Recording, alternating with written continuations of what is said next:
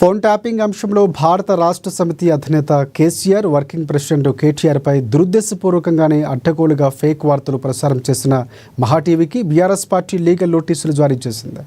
BRS party నాయకత్వంతో పాటుగా కేటీఆర్పై journalism ముసుగులో మహా టీవీ మేనేజ్మెంట్ వ్యక్తిగతంగా విషయం చిమ్ముతుండడంతో ఈ నోటీసులు ఇచ్చింది. ఫోన్ ట్యాపింగ్ వ్యవహారంలో కొన్ని రోజుల నుంచి తప్పుడు థంబ్లైన్స్తో మహా టీవీ వార్తలు ప్రచారం చేసింది. ఇక ఈ విషయంలో పలుమార్లు పార్టీ విజ్ఞప్తులు చేసినా కూడా మహా టీవీ ఎడిటోరియల్ విధానంలో మార్పు రాలేదు. బీఆర్ఎస్ పార్టీకి నాయకులకు చెడ్డ పేరు తీసుకొచ్చేందుకు ప్రత్యేకంగా రూపొందించిన అసత్య కథనాలు ప్రచారం చేయటాన్ని కూడా మహా టీవీ ఆపలేదు. ఫేక్ న్యూస్లు, అసత్య ఆరోపణలు తమ యూట్యూబ్ ఛానల్తో విస్తృతంగా ప్రచారం చేయటాన్ని కొనసాగించడంతో మహా న్యూస్పై దాడి చేశారు.